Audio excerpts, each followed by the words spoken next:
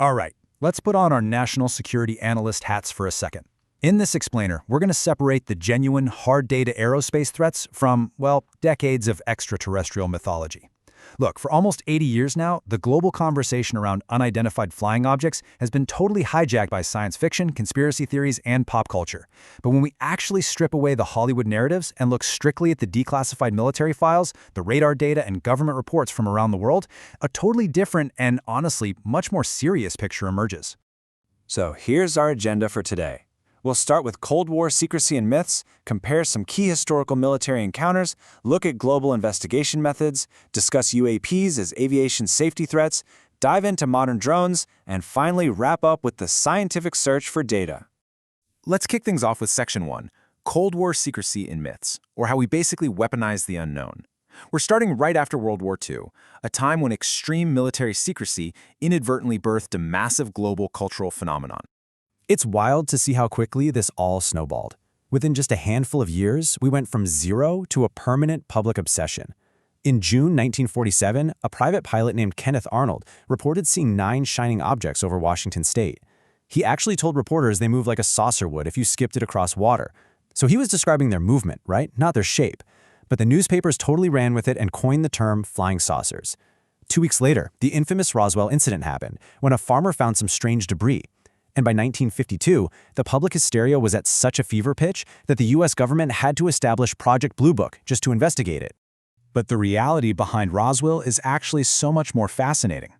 See, the US military initially put out a press release claiming they found a flying disc, but they quickly and super awkwardly retracted it the very next day, saying, nope, just a weather balloon. Decades later, the actual truth came out. The debris was from Project Mogul. This was a highly classified spy balloon program built specifically to monitor Soviet nuclear tests. The US government literally preferred letting you think it was aliens rather than admit to their secret espionage tech. They let the extraterrestrial rumors spread like wildfire because it was the ultimate Cold War cover story. Let the public chase Martians so the real international secrets stay completely safe. That brings us to Section 2, comparing historical military encounters, specifically looking at the US versus the UK. When you dive into the operational history, you see some really stark differences in what Allied militaries were actually reporting. The crucial contrast here is the US Roswell balloon cover-up versus the UK's Rendlesham Forest case from 1980. At Roswell, you had physical debris that turned out to be classified human technology. But over in the UK at Rendlesham, US Air Force personnel stationed at highly sensitive RAF bases reported something totally different. We're not talking about some foil in a field, we are talking about direct military witness testimony of strange lights in the forest, unusual radiation readings, and an actual official memo written by the Deputy Base Commander Charles Halt detailing a metallic object. Skeptics point to lighthouses or stars, sure, but having active military personnel document physical evidence on a sensitive base? That makes it a vastly different analytical challenge than a downed spy balloon. Moving on to Section 3. Global military investigation methods, zooming in on Brazil versus the USA. To really assess this threat landscape, we have to look at how different nation-states codified their investigative protocols.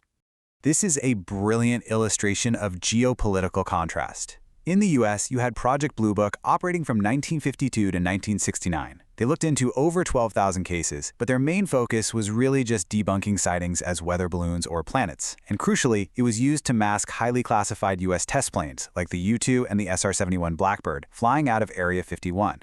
Now, contrast that with Brazil's Operation Saucer in the 1970s. The Brazilian military actually dispatched medical and photo teams to the Amazon to seriously document physical harm to their citizens, who were reporting things like burns and weakness from luminous objects. They didn't just wave it away, they treated it as a physical, localized threat.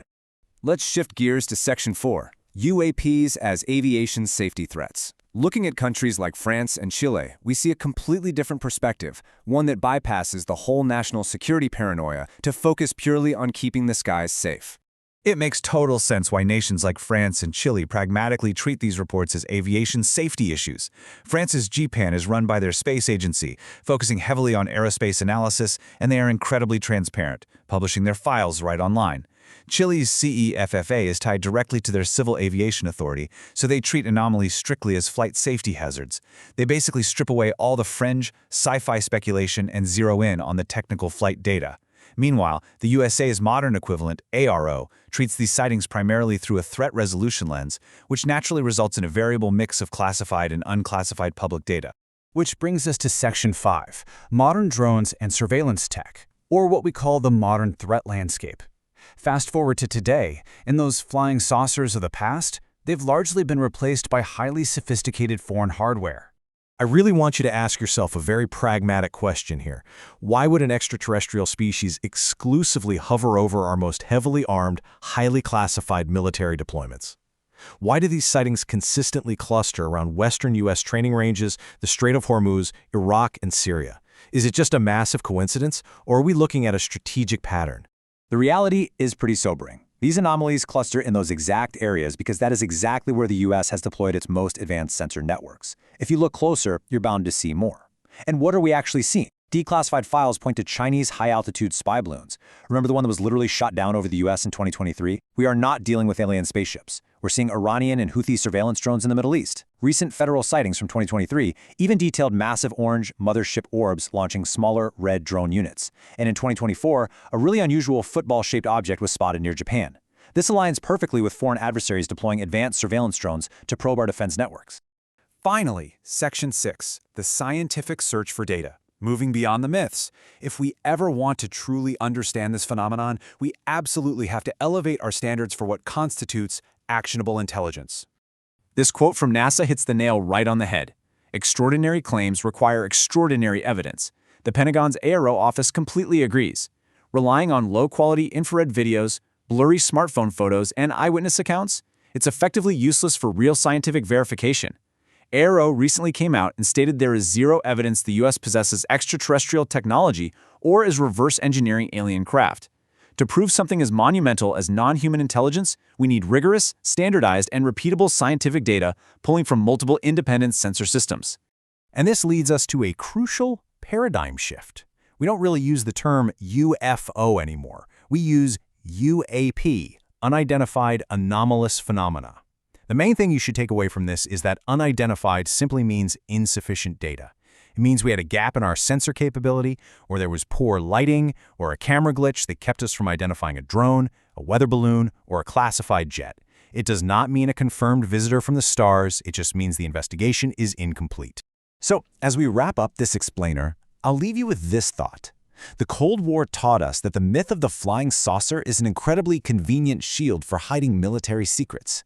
Today, as our airspace gets increasingly crowded with next-generation drones and hypersonic technology, we have to ask ourselves, are we still chasing the ghosts of alien myths, or are we finally opening our eyes to the very real, very terrestrial reality of modern global espionage? Because you have to wonder, whose eyes are really watching us from above?